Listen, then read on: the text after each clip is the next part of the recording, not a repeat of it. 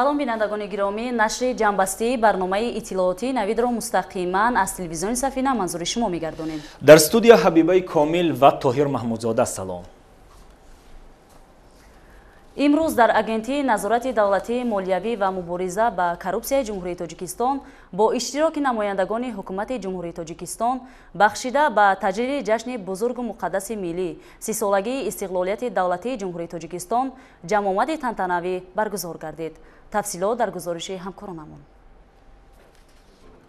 нахусти ёрдамчии президенти ҷумҳурии Тоҷикистон оид ба масъалаҳои кадрҳо Раҳмон Асадулло аз номи асосгузори сулҳу ваҳдати миллӣ пешвои миллат президенти ҷумҳурии Тоҷикистон муҳтарам Эмомалӣ Раҳмон ба як гурӯҳ кормандони агентӣ ки бахшида ба ҷашни бузурги 30-солагии истиқлолияти давлатии ҷумҳурии Тоҷикистон қадрдонӣ шуданд, мукофотҳои давлатиро тақдим намуд. Дар идомаи чорабинӣ директори агентӣ суханронӣ карда тамоми кормандон ва мардуми шарифи Тоҷикистонро ба ин иди муқаддасу тақдирсоз муборакбод гуфта ба онҳо иқболу саодат, файзу баракат ва ба Тоҷикистони пешравию ободониҳо таманнон намуд. қайд гардид ки пешвои миллат муҳтарам Эмомалӣ Раҳмон ҳамеша дар баромаду суханрониҳои хеш истиқлолиятро бузургтарин ва муқаддастарин дастоварди миллати тоҷик номида таъкид менамоянд ки 9 сентябри соли 1991 барои мо тоҷикон на танҳо рӯзи истиқлолият, балки санаи амалӣ шудани ормонҳои ҳазорсолаи ниёгонамон, барқароршавӣ адолати тарихӣ ва оғози марҳилаи нави таҳаввул ва пешрафт мебошад.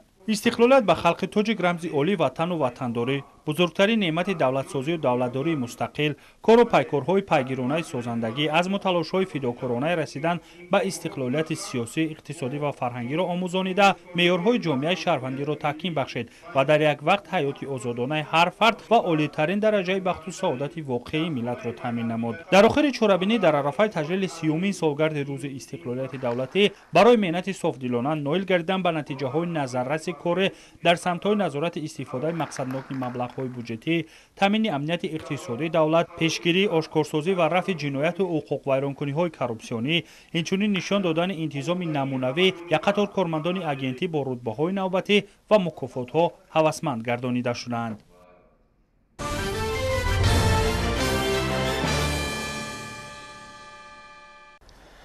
ба истиқболи ҷашни фархондаи 30-солагии истиқлолияти давлатии ҷумҳурии Тоҷикистон дар ноҳияи Данғараи вилояти Хатлон низ ҷамъомади идона баргузор гардид. дар ин ҳамоиши ҷашнӣ ҳамчунин намояндагони ҳукумати мамлакат ба шахсоне ки бо фармони президенти ҷумҳурии Тоҷикистон ба мукофотҳои давлатӣ сазовор дониста шудаанд, тӯҳфаҳояшонро супориданд. истиқлолияти давлатӣ ҳуввияти миллии мардуми тоҷикро ба зинаи комилан нав бароварда, барои тақвияту густариш пайдо кардани ваҳдати тамоми сокинони Тоҷикистон заминаи пойдор фароҳам овард. имрӯзҳо мардуми шарафманди Тоҷикистони азиз аз неъматҳои рӯзафзуни ин арзиши олии миллату давлат баҳравар гардида, ҳаёти хушу рӯзгори фаровон доранд. барои дар сатҳи баланди омодагӣ истиқбол намудани ҷашни фархондаи миллат баробари сокинони дигар шаҳру навоҳии мамлакат, сокинони ноҳияи Данғара тибқи нақшачорабиниҳои махсус як қатор корҳои созандагиву ободониро ки барои таъмини шароити арзандаи кору рӯзгори сокинон нигаронда шудааст, анҷом доданд. дар доираи нақшачорабиниҳои ободонӣ бахшида ба ин ҷашни бузурги давлатӣ дар ноҳияи Данғара таъмиру таҷдид ва бунёди 400 иншооти соҳаҳои гуногуни хоҷагии халқи ноҳия дар назар дошта шудааст ки дар таъмини босуботи ин иқдоми созандагӣ баробари маблағҳои буҷетӣ ҳамзамон саҳми сокинону соҳибкорони маҳаллӣ назаррас арзёбӣ мегардад. ҳамасола дар арафаи ҷашни истиқлолияти давлатии ҷумҳурии Тоҷикистон ҳамчун қадршиносии кормандони арзанда барои дастовардҳои назаррас, комёбӣ ва хизматҳои шоёнашон дар пешрафту инкишофи кишвар аз тарафи ҳукумати ҷумҳурии Тоҷикистон бо мукофотҳои давлатӣ сарфароз гардонида мешаванд.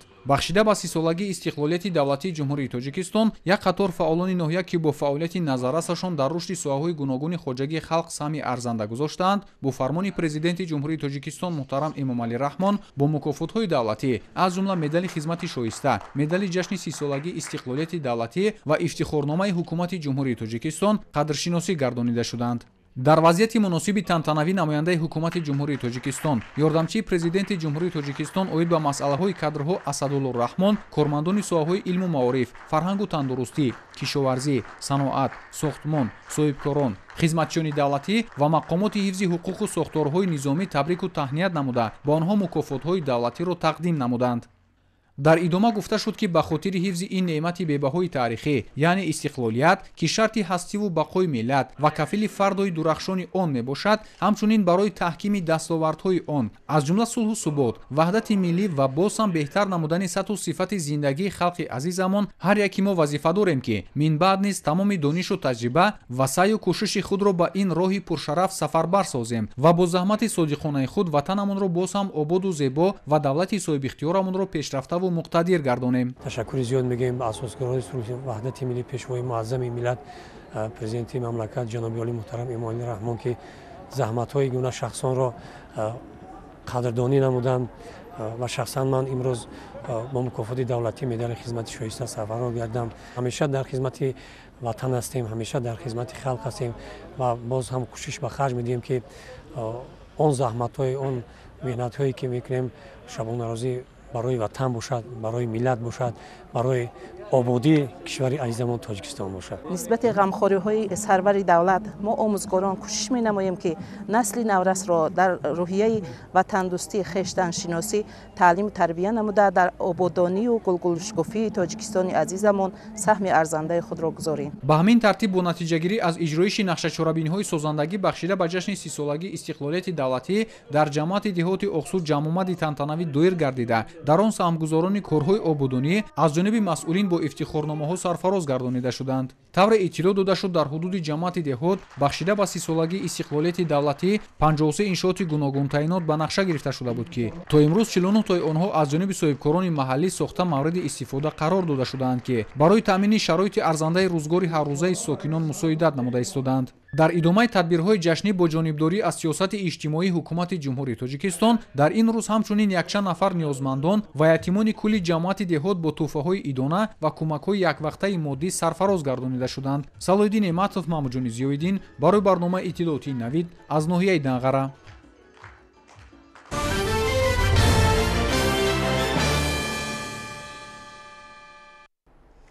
дар 30 соли истиқлолу озодии ватан давлату ҳукумати ҷумҳурии Тоҷикистон хизматҳои арзанда ва фидокориҳои хизматчиёни ҳарбии қувваҳои мусаллаҳи мамлакатро ҳамеша ба таври шоиста қадрдонӣ менамояд. дар ҳамин замина имрӯз мукофотҳои давлатӣ ба афсарони Кумитаи марказии ташкилоти мададгори мудофиа ки аз ҷониби пешвои миллат муҳтарам Эмомалӣ Раҳмон қадрдонӣ гардиданд тақдим карда шуд. роҳбарияти Кумитаи марказии ташкилоти мададгори мудофиа зимни суханронии табрикии худ истиқлолияти давлатии Тоҷикистонро беҳтарин ва пурарзиштарин неъмат дар тарихи муосири миллати кӯҳантамаддуни тоҷик номида аҳли толлоро бо 30-умин солгарди ин дастоварди олӣ табрику таҳният намуд. дар чорабинӣ таъкид шуд ки бақои миллат, пойдории истиқлолияти давлатӣ, инчунин ноил гардидан ба муҳимтарин дастоварди он сулҳу субот ва ваҳдати миллӣ маҳсули хиради бузург, талоши ватандӯстона ва ташаббусу иқдоми барҷастаи пешвои муаззами миллат муҳтарам Эмомалӣ Раҳмон ба шумор меравад. истиқлолият муқаддастарину азизтарин неъмат, рамзи саодат ва асолати миллат, шарафу номуси ватандорӣ ва нишони пойдориву бақои давлат мебошад. дар рафти чорабинӣ ба афсарони кумита аз ҷониби сардори раёсати мудофиа ва тартиботи ҳуқуқии дастгоҳи иҷроияи президенти ҷумҳурии Тоҷикистон мукофотҳои давлатӣ супорида шуд. кормандони ташкилоти мададгори мудофиа ки он созмони меҳанпарасти кишвар ба шумор меравад, дар роҳи амалӣ намудани мақсадҳои оинномавии ташкилот, тарбияи ҳарбӣ ватандӯстии шаҳрвандон, тайёр намудани мутахассисон барои эҳтиёҷоти қувваҳои мусаллаҳи ҷумҳурии Тоҷикистон ва рушду инкишофи намудҳои ҳарбӣ техникии варзиш фаъолият намуда, бо ин роҳ дар мустаҳкам намудани пояҳои истиқлолияти давлатӣ ва пешрафти ватанамон саҳми арзанда мегузоранд. дар интиҳои чорабинии ҷашнӣ заҳмату талошҳои хизматчиёни ҳарбӣ ва кормандони фаъоли ташкилот аз ҷониби роҳбарияти он ба таври шоиста мавриди қадрдонӣ қарор гирифтанд.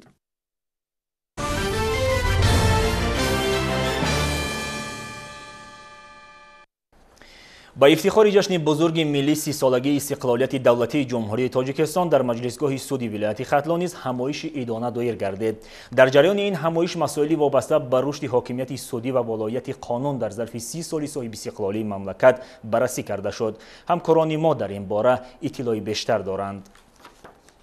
бахшида ба 30-мин солгарди истиқлоли давлатии ҷумҳурии тоҷикистон дар суди вилояти хатлон бо иштироки роҳбарият, кормандони дастгоҳи марказӣ ва судяҳои судҳои шаҳру навоҳии вилояти хатлон ҳамоиши илмӣ доир гардид. дар оғози ҳамоиш раиси суди вилояти хатлон аҳли толоро ба муносибати ҷашни миллӣ шодбош гуфта дар бораи моҳияти истиқлолият ва дастовардҳои даврони соҳибистиқлолӣ суханронӣ намуд. қайд карда шуд ки дар 30 соли сипаришуда ҷумҳурии тоҷикистон дар самти бунёди давлати соҳибихтиёр, демократӣ, ҳуқуқбунёд, дунявӣ, ягона ва иҷтимоӣ ба комёбиҳои назаррас ноил гардид. дар тӯли 30 соли истиқлолият дар ҷумҳурии тоҷикистон аксарияти қонунҳое ки ҳаёт яъне онҳоро тақозо мекард, онҳо қабул карда шуданд ва боз ҳам қабул карда шуда истодаанд.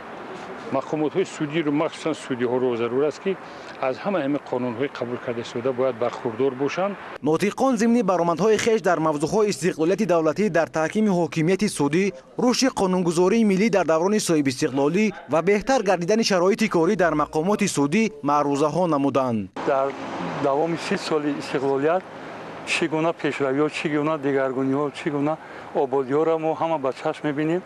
аз ҷумла рушду намои суди вилояти хатлон, мақомоти судии ҷумҳурии тоҷикистон бо он қарору он барномаҳои ислоҳотҳои судие ки қабул гардиданд, обрӯи эътибор нуфузи ҳокимияти судӣ дар ҷомеа баланд шуда истодааст. мо кормандони суди вилояти хатлон дар мурофиаҳои сайёри судӣ инчунин вохӯриҳо бо мардум мефаҳмонем ки ҳамин ба қадру қимати ҳамин сулҳу субот бирасанд. ҳамин пешравие ки мо шуда ба шарофати ҷаноби олӣ ки дар тамоми дунё тоҷикистони моро имрӯз муаррифӣ карданд ва ҳамагон тоҷикистони моро дар ҷаҳон ҳамчун як давлати ташаббускор мешиносанд. дар интиҳои ҳамоиш дар вазъияти тантанавӣ ба як қатор судяҳои судҳои шаҳру навоҳии вилоят ва фаъолон барои натиҷаҳои назарраси фаъолияташон дар таҳкими волоияти қонун ва адолати судӣ ифтихорномаву сипосномаҳо тақдим карда шуд.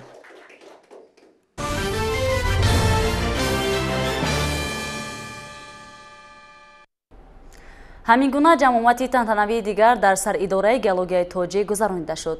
роҳбарияти ин мақомоти давлатӣ ҳам дар ҳамоиши идона аз бурду бохтҳои соҳа дар замони соҳибистиқлолӣ натиҷагирӣ карда, нақшаҳои минбаъдаи фаъолиятро тарҳрезӣ намуданд. ҳамоиши ҷавононро бо сухани ифтитоҳӣ сардори саридораи геологияи назди ҳукумати ҷумҳурии тоҷикистон оғоз намуда, тамоми иштирокчиён ва кормандони мақомотро бо фарурасии ҷашни пуршукӯҳи миллӣ 30-солагии истиқлолияти давлатӣ муборакбод намуд. зимни баромади худ масъулин аз таърихи бою рангин ва фаъолияти пурсамари саридораи геология дар даврони соҳибистиқлолӣ, саҳми ҷавонон дар рушди соҳа, дастгириҳои ҳамаҷонибаи ҳукумати кишвар ва саъю кӯшишҳои кормандони он ибрози андеша намуданд. зикр шуд ки тӯли 30 соли истиқлоли давлатӣ зерсохторҳои саридораи геология ба хотири рушди иқтисодиёти мамлакат ҷиҳати таъмин намудани саноати кӯҳии кишвар бо ашёҳои минералии гуногун дар чандин объектҳо, корҳои иктишофии геологӣ ва дигар намудҳои омӯзиширо ба роҳ монда хулосаю пешниҳодҳои худро ба сохторҳои дахлдор пешкаш намуда истодаанд. хурсандиовар аст ки дар тартибдиҳии нақшаву барномаҳои давлатӣ оид ба безарар гардонидани хавфи равандҳои номатлуб, мутахассисони ҷавони соҳаи геология низ иштирок мекунанд. дар маҷмӯъ кӯшишу заҳматҳои аҳли кормандони соҳаи геология дар рушди саноати кишвар, бахусус дар амалишавии ҳадафи чоруми миллӣ, саноатикунонии босуръати ҷумҳурии тоҷикистон ва ғанӣ гардонидани буҷети давлатӣ хеле назаррас ва арзанда мебошад, таъкид гардид дар чорабинӣ. дар идома дигар намояндагони вазорату идораҳои кишвар ва ҷавонони фаъоли ин ниҳод андешаҳои худро иброз доштанд. дар қисмати ҷанббастии ҳамоиш як қатор кормандони фаъоли соҳа бо мукофот ва ифтихорномаҳо қадрдонӣ шуданд. ҳамоиши идонаро барномаи рангину пурмуҳтавои фарҳангӣ бо иштироки аҳли ҳунари кишвар шукӯҳи тоза бахшид.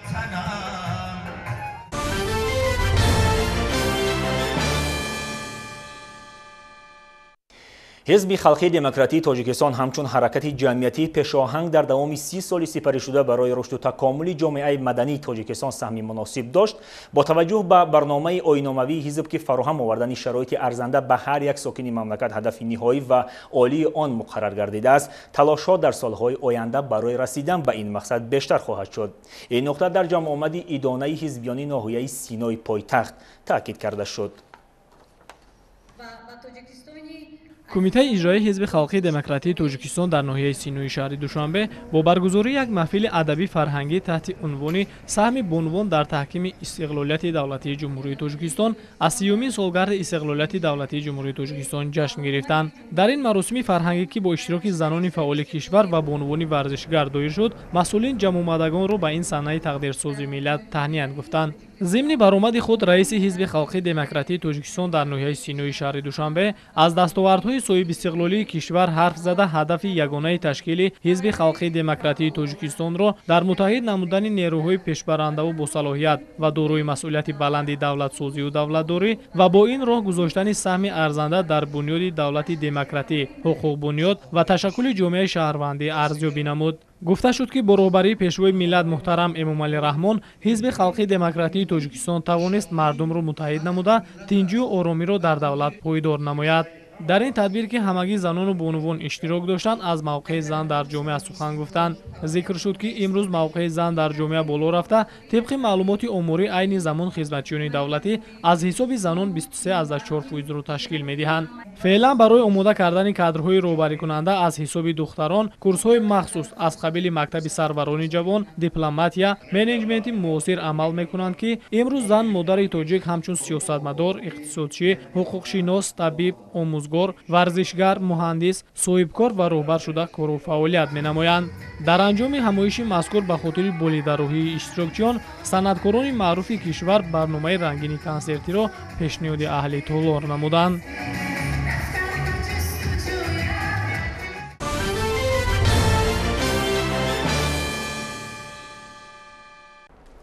тавре зикр кардем ҳанӯз 3 соли пештар эълон кардани омодагиҳои умумиҷумҳуриявӣ ба ҷашни 30-солагии истиқлолияти давлатиро ҳадаф боз ҳам ободу зебо гардонидани ватани аҷдодӣ буд. хурсандиовар аст ки ин иқдоми ҳукумати мамлакат ба пуррагӣ татбиқ карда шуд ва дар саросари ҷумҳурӣ дар давоми 3 соли сипаришуда даҳҳо ҳазар иншооти наву замонавӣ қомат афрохтанд.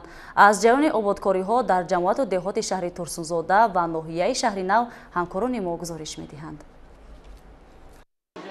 бахшида ба ҷашни 30-солагии истиқлолияти давлатии ҷумҳурии тоҷикистон дар ноҳияи шаҳри нав 220 иншоот ба нақша гирифта шуда марҳила ба марҳила ба истифода дода мешавад. имрӯз бо иштироки намояндагони ҳукумати ҷумҳурии тоҷикистон ва мақомоти иҷроии ҳокимияти давлатии ноҳияи шаҳри нав дар ҳамаи ҷамоати деҳоту шаҳрак як зумра иншооти таъиноти гуногун мавриди баҳрабардорӣ қарор гирифт. дар ҷамоати деҳоти чуст аз ҷониби соҳибкори маҳаллӣ умар салоҳиддинов як маркази савдо, нуқтаи хизматрасонӣ, нонвойхона, сартарошхона, мағоза ва сехи дӯзандагӣ ба истифода дода шуд. дар ҷамоати деҳоти истиқлол низ як маркази савдо, чойхона, ошхона, сартарошхона, дорухона, сехи дӯзандагӣ, кошонаи ҳусн ва сардхона бо ғунҷоиши 100 тонна меваю сабзавот ки аз тарафи соҳибкорон Тоҷиддин Саидов ва Дилшод Холов сохта шудааст, бо иштироки намояндагон ва кормандони касбу кори гуногун мавриди истифода қарор гирифт. ҳамчунин дар ҷамоати деҳоти ба номи Акрам Ҳасанови ноҳияи шаҳри нав аз ҷониби соҳибкорон Неъмат Меликмуродов ва Мансур Тошев як сехи дӯзандагӣ ва ҳунармандӣ, маркази омӯзиши забонҳо, сардхона бо ғунҷоиши 500 тонна меваю сабзавот ва мағозаи фурӯши масолеҳи сохтмонӣ ба истифода супорида шуд. зимни бозид намояндагони ҳукумати ҷумҳурии тоҷикистон ва мақомоти маҳал зикр карданд ки амалӣ гардидани чунин тадбирҳои созандаю ободкорона аз он гувоҳӣ медиҳад ки мардуми шарафманд, хусусан соҳибкорони ватандӯсти минтақа ташаббусҳои ҳукумати ҷумҳурии тоҷикистонро ҷиҳати саҳмгузорӣ дар ободии маҳал ва муҳайё намудани шароити созгор баҳри ҳамватанон дастгирӣ менамоянд. инчунин дар ҷамоатҳои деҳоти ба номи Мирзо Турсунзода ва Сабо марказҳои савдо ва нуқтаи шустушӯи мошинҳо аз ҷониби соҳибкорон Исмат Олимов ва Саидтой Ахмедова сохта ба истифода дода шуд. бояд зикр кард ки дар ҳамаи 9 ҷамоати деҳоти шаҳраки ноҳияи шаҳрнав ки иншоотҳои таъиноти гуногун ба истифода дода шуд, наздик ба 100 нафар сокинони маҳаллӣ бо ҷои кори доимӣ таъмин мегарданд. намояндагон қайд намуданд ки тибқи амри президенти мамлакат муҳтарам Эмомалӣ Раҳмон оид ба сазовор пешвоз гирифтани ҷашни 30-солагии истиқлолияти давлатии ҷумҳурии тоҷикистон дар баробари дигар шаҳру навоҳии ҷумҳурӣ дар ноҳияи шаҳри нав нақша чорабиниҳо таҳия гардида барои амалӣ намудани онҳо тадбирҳои мушаххас андешида мешавад. ҳамин тавр сокинони ноҳияи шаҳри нав нақша доранд ки ҷашни миллии мамлакатро бо омодагии ҳаматарафа ва дастовардҳои арзанда истиқбол гиранд. از جانب ساکنان وطندوست و آبادکار و صاحبکاران محلی جماعت دهات نوآباد شهر ترسونزاده تعمیر و ازنوسازی راه و راهرو، بناهای معماری، تشکیلات و مؤسسه‌ها، صنفخانه‌های ایلوگی و برقرارسازی شبکه‌های آب آشامیدنی به نقشه گرفته شده. عین حال در یک چند دهه‌ها کارهای بنیادکاری جریان دارد. از روی نقشه 31 انشاءات به خرید گرفته شده تا امروز 29 تای آن به استفاده داده شده. 2 انشاءات دیگر در عرصه انجامیابی قرار دارد. соҳаи маориф дар сиёсати ҳукумати ҷумҳурии тоҷикистон яке аз соҳаҳои афзалиятнок ба шумор меравад. асосгузори сулҳу ваҳдати миллӣ пешвои миллат муҳтарам эмомалӣ раҳмон ҳамеша ба ин соҳа таваҷҷӯҳи хоса доранд. бахшида ба сисолагии ҷашни истиқлолияти ҷумҳурии тоҷикистон дар муассисаи таҳсилоти миёнаи умумии рақами 25 шаҳри турсунзода аз тарафи ташкилоти ҷамъиятии хайриявии эҳёи сомониён зери сарпарастии соҳибкори маҳаллӣ Ҷурабек Муҳибов 16 синфхонаи иловагӣ ва саҳни муассиса ва гирду атрофи муассиса бошад аз тарафи соҳибкори маҳаллӣ Шамсдин Солиев сохта ба истифода дода шуд. мо аз ин иқдоми пешгирифтаи ҳукумату давлат мо омӯзгорон бениҳоят хурсанд ҳастем ва ҷавобан ба ин ғамхориҳо ваъда медиҳем ки барои таълиму тарбияи насли наврас дар оянда саҳми сазовор хоҳем гузошт. در همه دهه‌های حدود جماعت دهات رباط شهر ترسونزاده باشد داخل محل‌ها پورا اسفالت پوش کرده می‌شود. اقدام مذکور را ساکنان این منطقه دوردست شهر در سمت آبادکاری و سازندگی یک گوشه وطنشان قرض شهروندی و انجام این عمل را سریع می‌حسابند. ما ساکنان این جماعت رباط دههای رباط سناباد دو گلخاس انجیر جمع شده همجا کاری آبادانی کردیم. در زمستان همین راهی که میبینید کمتر قیمتر بود، ماشینا گشتنش وای بود. من اسفالت کردیم با نصیب ان شاء الله با ساز میشد با ماندگیش میکنیم. اینا همش برای آباد محلمون میشه. در تعمیر اکثر قطعه‌های راه‌های محلی ساکنان نیز به طریق حشر در کارهای هموارکنی اشتراکی فعال می‌نمایند. به اندیشه آنها سهم گذاشتن در کارهای سازندگی یک گوشه وطنی خود شرف و افتخار میباشد. در اساس نقشه چهاربینی اویدی سزاوار پیشواز گرفتن 30 سالگی دولتی از زمان جمهوری 24 تا انشاءات‌های اجتماعی به نقشه گرفته شده بود تا به این روزه همشه به استفاده دادیم. منفرشکنی راه‌های حدودی جماعت دهات رباط که دو سمت دارد با مرکز شهر پیوست کردن راه در موسم زمستان و بهار بین مردم عذاب میکشتند. در اساس دستگیری مقامات اجرایی حاکمیت دولت شهر ترسونزاده و صاحبکاران خوجه‌گاه دهقانی اهالنشین در این مسیر در سال جاری 2 کیلومتر راه را منفرش نمودیم که حاضر هم منفرشکنی ادامه دارد. باید گفت که ساکنان این گوشه کشور نیت دارند جشن 30 سالگی استقلالیت دولتی جمهوری تاجیکستان را با دستاوردهای نظررس استقبال گرفته سهم خود را برای آبادی این مملکت گذارند.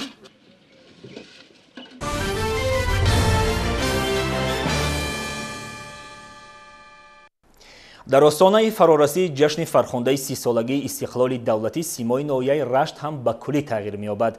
در برابر بنیاد صدها عدد انشاءات نو و تعمیر صدها کیلومتر راه و جاده‌ها عین حال کارمندان خدمات خدمت‌رسانی از جمله کارخانه دولتی فرعی خوجگی منزلی و کمونالی کوچه‌های مرکزی شهرک و جماعت‌ها را با شعار و آویزه‌های وصف کننده استقلال زیب و آرام می‌دهند. تفصیلات در گزارش همکاری ما فضل‌الدین محدبک. در ناحیه رشت در سمت تدبیرهای سازندگی از طرف کارخانه دولتی فرعی خوجگی منزلی و کمونالی ناحیه امروزها کارهای آبادانی وسعت تازه پیدا می‌کند. از طرف کارمندان بهر منتظم تازه نمودن پرتوگاه‌ها هم‌روزه کارهای سروقتی به انجام رسانیده می‌شود. با مقصد در سطح بلند پیشواز گرفتن جشن 30 سالگی استقلال دولتی از طرف کارمندان کارخانه در کوچه‌های مرکزی نصب شعار آویزه‌ها به راه مانده شده است.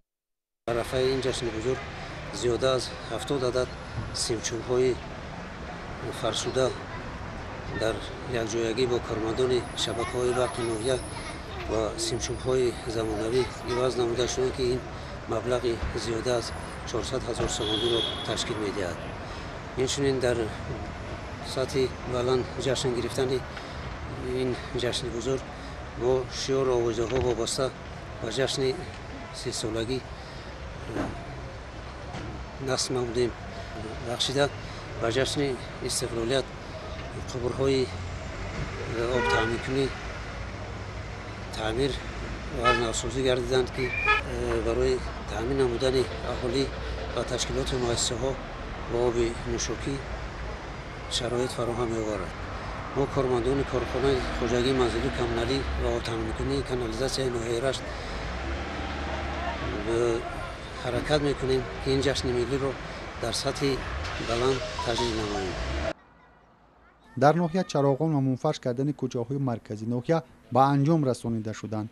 کارمندان خوجگی منزلی کمونالی ناحیه رشت بهر آباد و زیبا گرداندن ناحیه زحمت کشیده در آبادانی محلی زیست سهم خود را می‌گذارند. ساکنان شرفمند ناحیه رشت بهر شکوفایی وطن محبوب کمر همت بسته تلاش دارند جشن 30 سالگی استقلال دولتی جمهوری تاجیکستان را با اقدامات سازندگی و تشبس‌های مهنتی استقبال گیرند.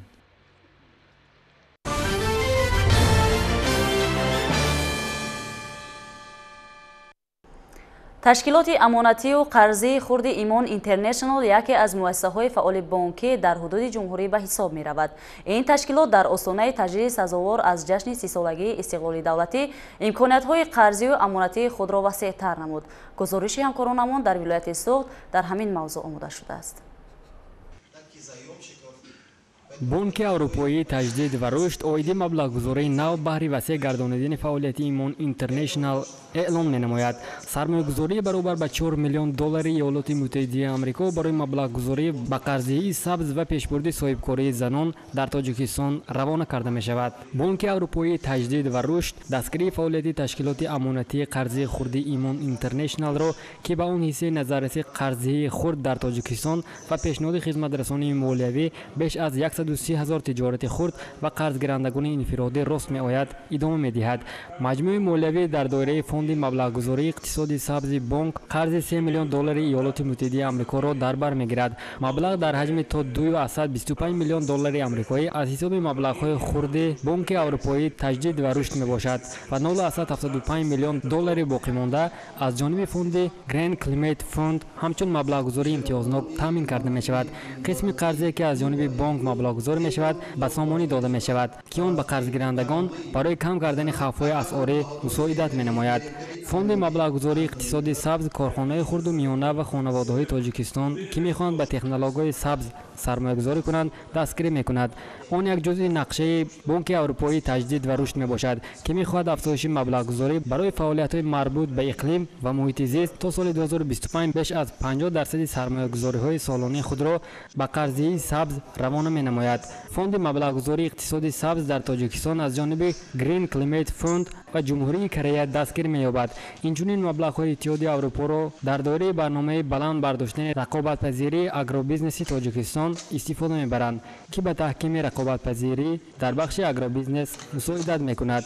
قسمی باقی مانده در حجم تا 1 میلیون دلار ایالات متحده آمریکا توسط برنامه زنان در تجارت بانک اروپایی تجدید و رشد تامین کرده می‌شود و آن با راه دسترسی به مالیه تکنولوژی به صاحبکاری و فعالیت صاحبکاری زنان مساعدت خواهد کرد. توسط این سرمایه‌گذاری ایمان اینترنشنال اینچنین میتواند خدمت‌رسانی مالیوی پیشنهاد شونده خود را به شرکت‌های تحت راهبری زنان فعالیت داشته تکمیل دهد.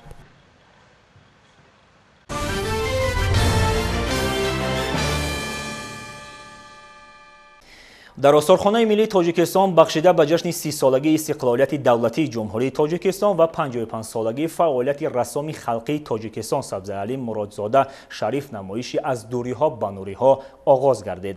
در نمایش راهبریت و کارمندان آثارخانه ملی تاجیکستان، نمایندگان دانشکده دولتی صنعت تصویری و دیزاین تاجیکستان، دانشگاه تکنیکی تاجیکستان به نام اکادمیک محمد آسیمی، دانشگاه اسلاویانی روسیه و تاجیکستان، کالج جمهوریوی رسامی به نام میرزا رحمت علیموف، اتفاق رسامان تاجیکستان، اتفاق سینماگران تاجیکستان و دیگران اشتراک و سخنرانی نمودند. ادامه موضوع در گزارش همکارانمان. در افتتاح نمایشی از دوری‌ها به نوری‌ها که به جشن مهم دولتی ما 30-سالگی استقلالیت دولتی جمهوری تاجیکستان بخشیده می شود، ذکر شد که آثار رسام سبزعلی مرادزاده سرشار از معنویت، رمز و نماد و الهامات است که در آنها شادی و غم، روشنایی و ظلمت، فراز و شیب سرنوشت و روح تاریخ و شخصیت‌های بزرگ تاجیک نهفته است. این مصور شناخته در دو دوره مختلف زندگی کرده، واقعه و حادثه‌های گوناگون این دوران را اثر گذرانیده است. موضوعات مصوره‌های خود را آگاهانه و با دل پر تصویر نموده، همچون درس برای نسل نو به میراث گذاشته است. همه این از شخصیت آفرینده و باطن‌نگر و دوراندیش این رسام گواهی می‌دهد که در سبک و ژانرهای گوناگون و طی سال‌های طولانی روی پرده‌های مصوری نقش بستند. در نمایش زیاده از 50 اثر رسام سبزعلی مرادزاده شریف پیشنهاد تماشابینان گردیده است. این آثار نادر و منحصر بوده، هر یک از آنها دارای شکوه و زیبایی مخصوص هستند. امروز در فوند آثارخانه ملی تاجیکستان حدود 50 عدد آثار از سبزعلی مرادزاده حفظ و نگهداری کرده می شوند که بخشی از آنها در تالارهای نمایشی دائم عمل کننده شعبه صنعت تصویری و عملی آثارخانه به معرض تماشا گذاشته شدند. رسام سبزعلی مرادزاده در جامعه هنری امروزه تاجیک از جایگاهی والای برخوردار بوده، برای قشری رسامان و هنرمندان آن همچون نمونه و قابل پیروی محسوب می‌یابد. نمایشی از دوری‌ها به نوری‌ها که فراگیر اثرهای نوایجادی سبزعلی مرادزاده شریف میباشد تا سنه 30 سپتامبر ادامه میکند.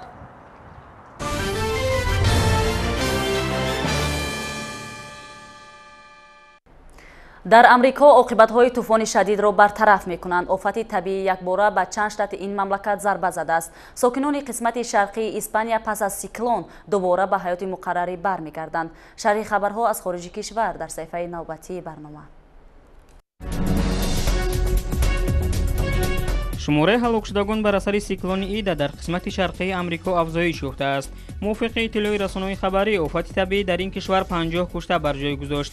در پی طوفان در اینجا باران‌های شدید به عمل آمده، آبخیزی سر زد. قبلا آفت طبیعی به قسمت جنوبی آمریکا